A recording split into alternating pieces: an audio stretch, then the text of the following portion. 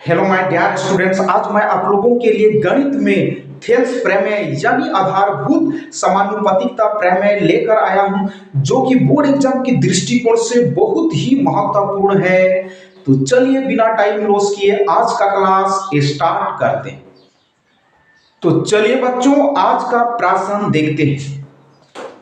यदि किसी त्रिभुज की एक भुजा के समांतर अन्य दो भुजाओं को काटते हुए कोई रेखा खींचे तो यह त्रिभुज की अन्य दो भुजाओं को समान अनुपात में विभाजित करती है, सिद्ध करें।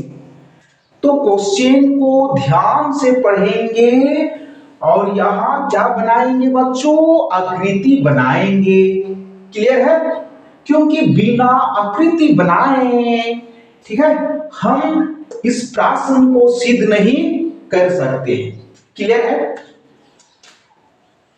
यदि किसी त्रिभुज की, तो सबसे पहले क्या बनाएंगे बच्चों, त्रिभुज बनाएंगे। ठीक है, मान लेते हैं ए बी सी क्या है बच्चों, एक त्रिभुज है। यदि किसी त्रिभुज की एक भुजा के समांतर अन्य दो भुजाओं को काटते हुए कोई रेखा खींचे, तो यहां आप लोग ध्यान दीजिएगा।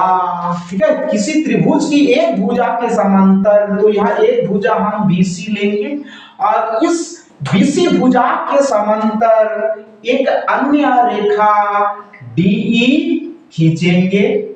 क्लियर है? और ये DE रेखा जो है अन्य दो भुजाओं को D और E बिंदु पर क्या करती है बच्चों, कटती है। क्लियर है?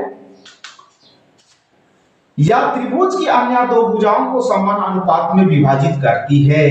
ठीक है, ये जो बिंदु D और E है, ये त्रिभुज की अन्य दो भुजाओं को समान अनुपात में बांटती है या विभाजित करती है। यानी कहने का मतलब क्या है, AD बटा DB बराबर AE बटा EC में क्या करती है बच्चों, ठीक है, विभाजित करती है। क्लियर है? तो क्वेश्चन में जो दिया है उसको लिख लेते हैं। हल दिया है क्या दिया है बच्चों, ABC एक त्रिभुज है जिसमें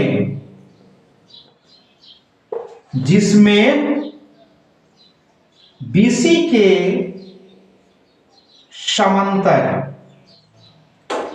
के समांतर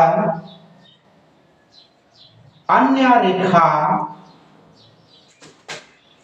DE खींची गई है जो भुजा AB को बिंदु D पर तथा भुजा AC को बिंदु E पर कटती है। ये प्रश्न में दिया है, तो आप लोग ध्यान दीजिएगा। ठीक है, यहां क्या दिया है बच्चों, ABC एक त्रिभुज है जिसमें BC के समांतर अन्य रेखा DE खींची गई है जो भुजा AB को D पर तथा भुजा AC को बिंदु E पर कटती है। सिद्ध करना है। क्या सिद्ध करना है बच्चों, आप लोग ध्यान दीजिएगा। ठीक है, AD बटा DB बराबर AE बटा EC। तो यहां लिखेंगे AD बटा DB बराबर AE बटा EC। ठीक है, इसको सिद्ध करेंगे।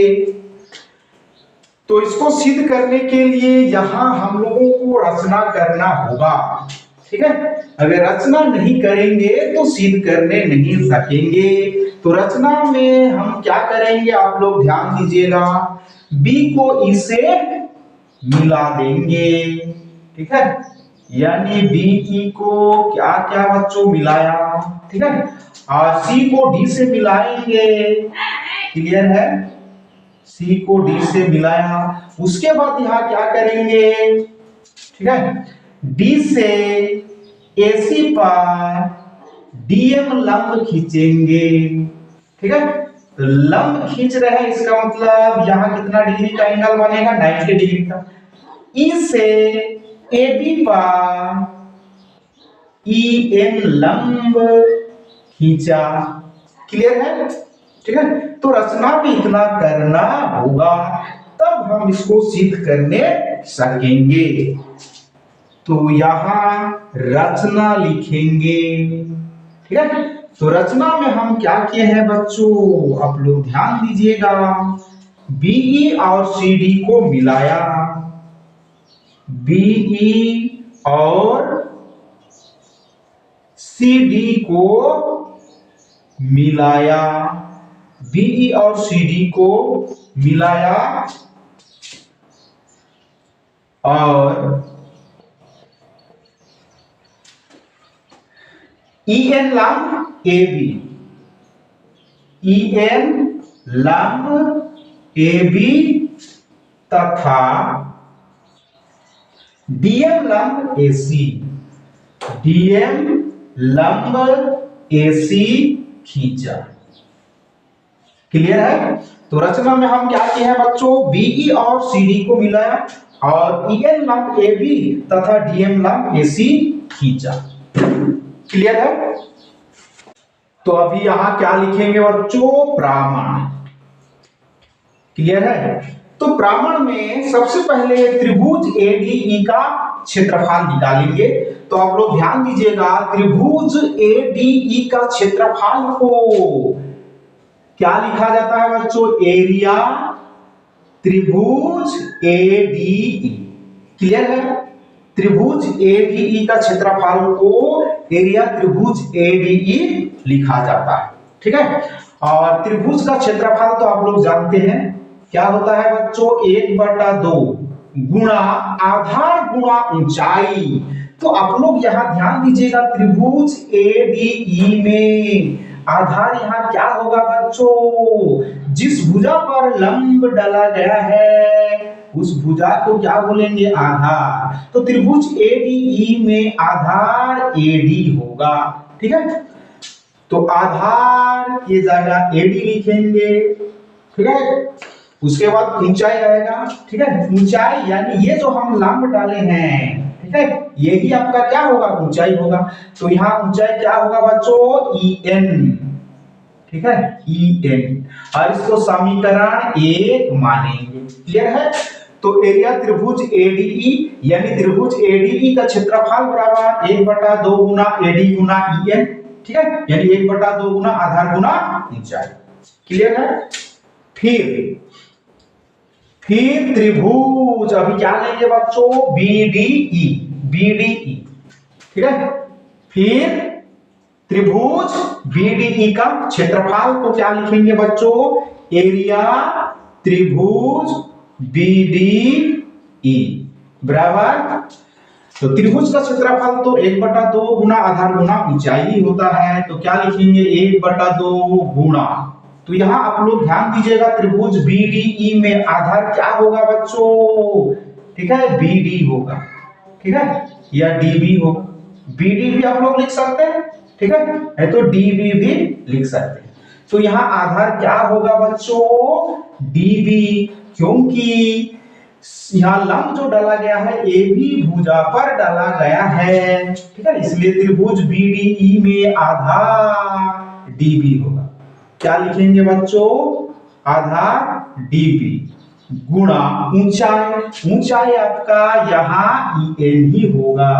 ऊंचाई क्या होगा बच्चों, ईएन ही होगा।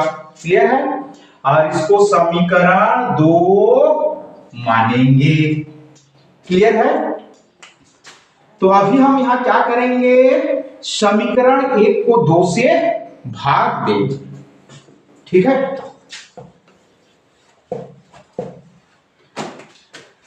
तो यहां लिखेंगे, अब समीकरण समीकरण 1 को समीकरण 2 से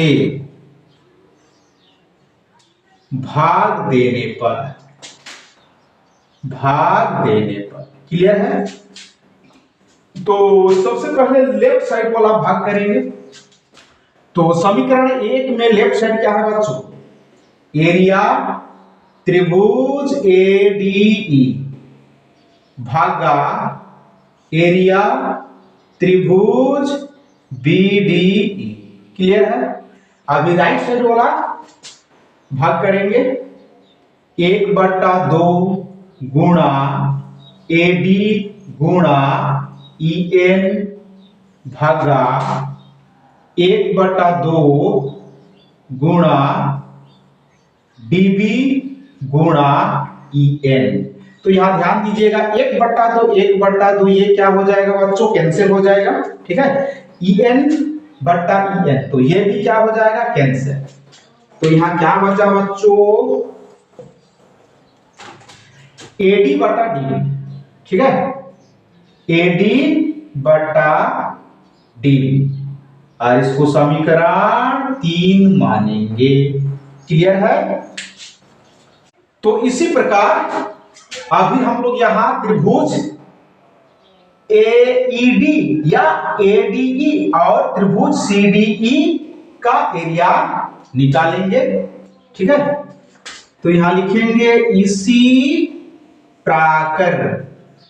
प्रकार एरिया त्रिभुज ADE बट्टा एरिया त्रिभुज CDE।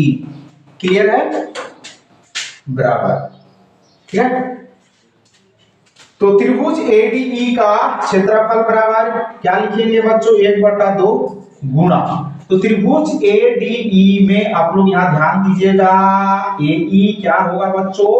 ये आधार होगा। ठीक है। तो यहां क्या लिखेंगे? AE गुणा ऊंचाई यहां क्या होगा बच्चों? DM होगा। तो DM लिखेंगे। ठीक है। फिर त्रिभुज CDE में यहां क्या लिखेंगे बच्चों? 1/2 गुणा आधार आप लोग यहां ध्यान दीजिएगा त्रिभुज CDE में आधार EC होगा क्योंकि ठीक है AC भुजा पर क्या डाला गया है बच्चों? लंब। यानी जिस भुजा पर लंब डाला जाता है ठीक है उस भुजा को आधार कहा जाता है। क्लियर है। तो AC पर लंब डाला गया है। ठीक है। यानी त्रिभुज CDE में EC क्या हो जाएगा? आधार। तो यहां क्या लिखेंगे? EC गुणा ऊंचाई तो यहां DM ही होगा। क्लियर है। 1/2 DM कैंसिल। तो यहां क्या बचा बच्चों? AE बट्टा EC और इसको समीकरण 4 नाम देंगे। क्लियर है।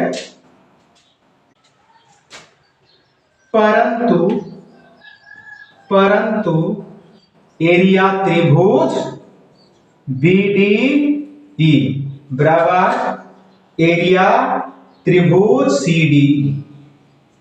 तो आप लोग यहां ध्यान दीजिएगा। ठीक है।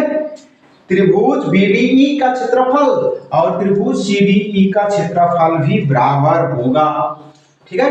तो क्यों बराबर है? तो यहां रीजन लिखना होगा। क्योंकि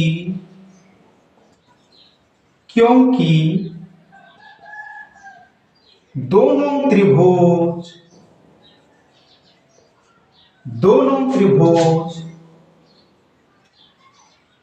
एक ही आधार DE तथा समांतर रेखाओं BC और DE के मध्य स्थित है। बीच में स्थित है। ठीक है। यह रीजन भी लिखना होगा। तो आप लोग यहां ध्यान दीजिएगा त्रिभुज ठीक है BDE और त्रिभुज CDE एक ही आधार, यानी दोनों का आधार यहाँ क्या है बच्चों, डी है। और समांतर रेखाओं BC और D के बीच में स्थित है, इसलिए दोनों का क्षेत्रफल क्या होगा बच्चों, बराबर होगा। ठीक है, और इसको समीकरण 5 नाम दे देंगे। तो अब यहां क्या लिखेंगे बच्चों, अब समीकरण 3, 4 और 5 से AD बटा DB बराबर AE बटा AC, और यही सिद्ध करना था, प्रूव्ड हो गया। ठीक है, और ये बहुत ही इंपॉर्टेंट क्वेश्चन है, बहुत बार बोर्ड एग्जाम में पूछा गया है। ठीक है, और इस बार भी बोर्ड एग्जाम में आने का चांस है। ठीक है, तो इस प्रश्न के साथ ही आज का क्लास यहीं पे एंड करते हैं। जय हिंद, जय भारत।